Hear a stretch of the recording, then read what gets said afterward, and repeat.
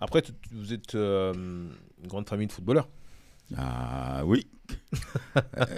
C'est moi qui a... Allez, Tu vas nous raconter tout ça, là. c'est moi qui a donné le ton. Toute cette expérience, Charles, t'a permis de faire des Jules, le footballeur, il est aujourd'hui? Oui, je le connais, oui. Enfin, oui, je peux répondre, oui. Pourquoi je dis ça? Parce que quand Jules m'a annoncé donc, sa sélection en équipe de France, Ouais. la première chose que je lui ai dit, mon neveu, quand tu vas rentrer dans le vestiaire, tu vois comment je te regarde là? Avec la Depuis tête, que ouais. depuis que je suis arrivé, je n'ai jamais fait ceci, je n'ai jamais tourné. Non, non, on se regarde droit dans les yeux, on discute, on parle. Mhm. Donc, sois confiant et sois sûr de toi. Ne rentre pas dans ce vestiaire en baissant les yeux. Dis-toi que toi aussi, tu as performé.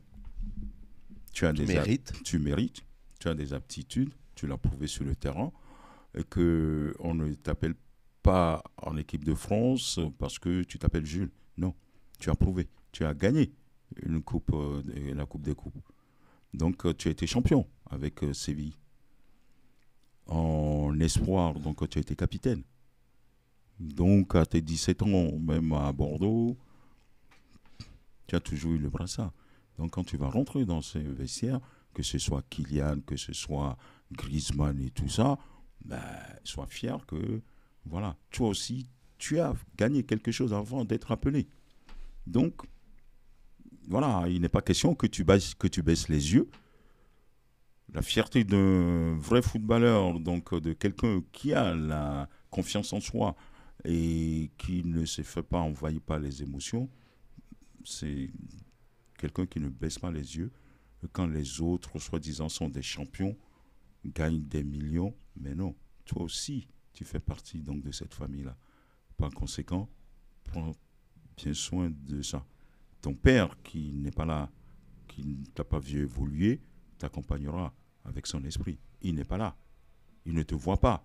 Toi, tu crois qu'il ne te voit pas. Mais lui, il te voit. Et c'est lui qui te guide. Quand tu vas rentrer dans ce vestiaire-là, sois fort. Voilà ce que je lui ai dit. Donc, ce garçon performe.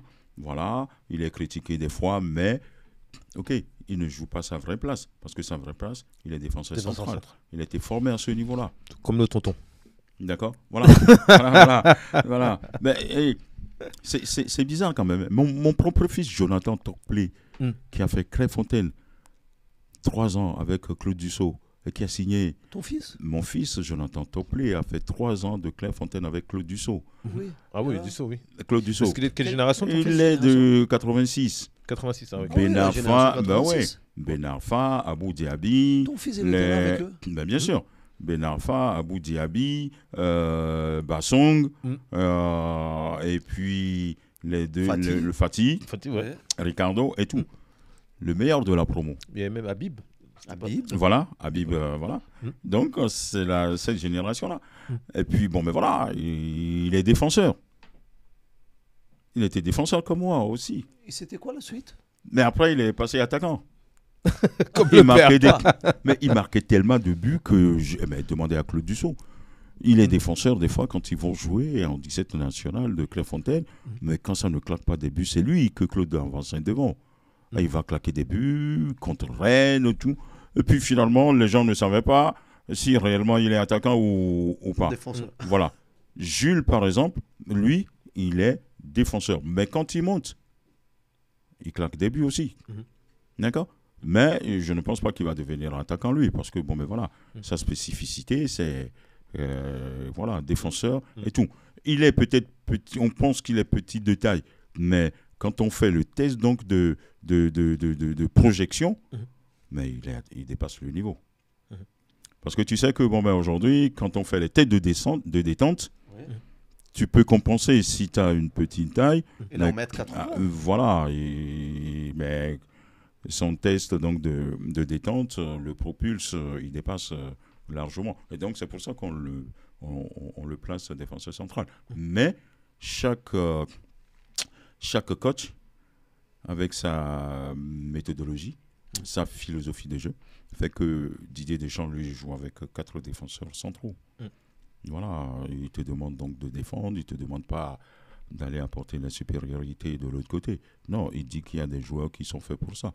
Et comme lui-même, dans sa formation de joueur, il est milieu de terrain, il sait scanner les zones pour aller couvrir et protéger les autres qui sont devant, il pense que Jules aussi peut faire la même chose. Et donc, il le met dans le couloir droit.